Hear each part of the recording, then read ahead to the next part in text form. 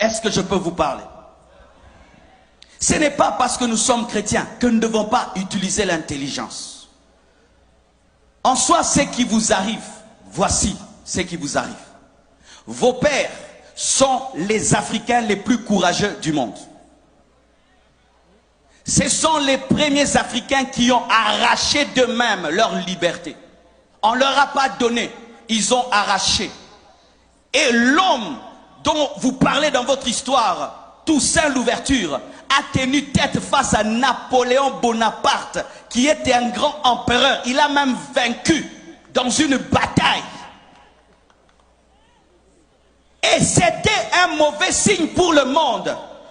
Et ça allait se répercuter sur toute l'Afrique. L'homme noir allait dire qu'il peut. C'est pourquoi la communauté étrangère s'est liguée contre vous. C'est ça la vérité. Vous voyez que des démons. Ah, parce qu'on est chrétien, on ne peut pas parler comme ça, hein, que je dise démon, hein, alors que mon intelligence me dit que non, il y a un complot contre vous. Il y a un complot contre vous pour que vous ne soyez pas des modèles pour les Congolais, pour les Béninois, pour tous les autres Africains qui puissent dire nous pouvons s'y tenir tête et poursuivre notre destinée. C'est pourquoi on vous combat, on vous assiège pour vous appauvrir afin qu'on dise si tu te libères, tu seras comme eux. C'est ça la vérité. C'est ça la vérité. Vous êtes comme les Juifs qui avaient quitté l'Égypte. Et maintenant, Pharaon est en train de vous poursuivre pour vous ramener en Égypte. C'est ce qui vous arrive. On veut vous ramener économiquement et politiquement. Et maintenant, au lieu que vous puissiez vous unir, vous êtes en train de vous diviser. Et le peu que vous avez, vous êtes en train de le détruire. Lorsque j'ai suivi sur Internet, quand vous faites les marches, vous cassez les boutiques. Non! Si vous marchez, marchez seulement. Ne cassez pas, ne pillez pas. Vous êtes en train de détruire le peu que vous avez. Vous détruisez le peu que vous avez. Je ne peux pas vous dire de ne pas revendiquer. Le pasteur ne peut pas dire ça. Et je ne peux pas vous dire marcher, non. Mais c'est que je peux vous dire, n'insultez pas et ne cassez pas. N'insultez pas et ne cassez pas.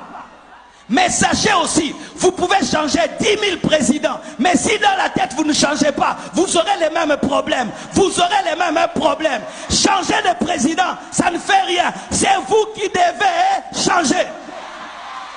Vous avez déjà eu combien de présidents? Combien de coups d'État? Combien? Donnez-moi la main. Je ne suis ni pour les pouvoirs, ni pour l'opposition. Même dans mon pays, je parle comme ça. Je suis au milieu du village. Je parle au peuple et je parle aux dirigeants. Et je suis au milieu.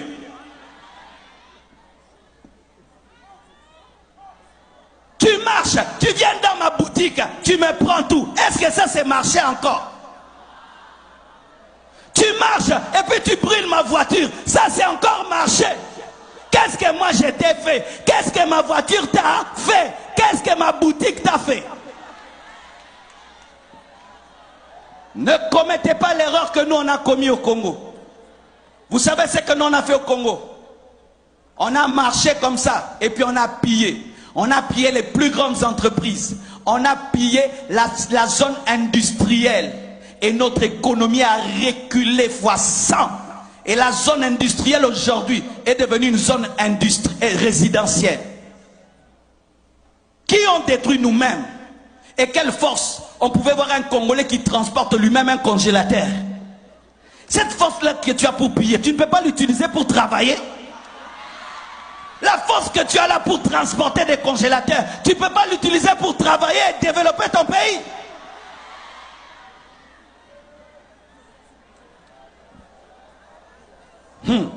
Écoutez ceci. La Bible dit, Marc 3, versets 24 à 25. Si un royaume est divisé contre lui-même, ce royaume ne peut subsister. Les métis de leur côté, les noirs de l'autre côté, les métis de l'autre côté, les noirs. Vous tous venez de l'Afrique, amen, hein? Venez de l'Afrique. Vous êtes des Africains qu'on a posés sur cette île, amen, hein? Arrêtez de vous diviser, arrêtez de vous divisez, vous avez une même vision, une même destinée. Arrêtez de vous battre dans le bateau, vous risquez de renverser le bateau et vous tous vous allez mourir. Arrêtez, mettez la paix et mettez les intérêts collectifs en avant. Cessez de mettre les intérêts personnels en avant. Un royaume qui est divisé contre lui-même ne peut subsister. Une nation divisée contre elle-même, cette maison plutôt, ne peut subsister. Faites attention de vous diviser et de vous détruire alors que vous êtes en train de jouer le jeu de vos ennemis. Le jeu de vos ennemis, de ceux qui ne sont pas là mais qui sont là. Pendant que vous déchirez, vous êtes en train de jouer le jeu de Pharaon. Si Israël, pendant qu'il devait traverser la mer Rouge, commençait à se chamailler, Pharaon allait les rattraper. Et vous, au lieu de traverser la mer Rouge, vous vous chamaillez, vous vous chamaillez, vous vous chamaillez. Et puis Pharaon vous attrape et vous ramène en servitude. Vous qui avez étudié, vous qui êtes des têtes pensantes, utilisez votre intelligence avec le Saint-Esprit pour développer votre nation. C'est pourquoi l'Église ne doit pas engendrer que des pasteurs, doit engendrer aussi des juristes, des économistes, des professeurs, pas seulement des pasteurs et des prophètes. On ne doit pas seulement avoir des pasteurs. Toi tu seras pasteur, toi tu seras pasteur. Non, toi aussi tu seras ministre, toi tu seras avocat, toi tu seras aussi. Nous ne devons pas seulement avoir pasteur, pasteur, pasteur, pasteur. Nous ne devons pas seulement engendrer des églises, nous devons aussi engendrer des entreprises, pas seulement des églises, des écoles, des hôpitaux, des entreprises, pas seulement des églises.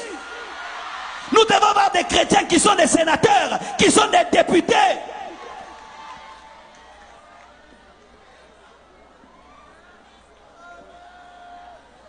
Samuel a engendré des prophètes et il a engendré des rois. Il n'a pas seulement engendré des rois, il a engendré des prophètes. Pas seulement des prophètes, des rois aussi. Mais nous, l'Église, nous n'engendrons que des prophètes. Et quand on a des problèmes de royauté, on n'a personne.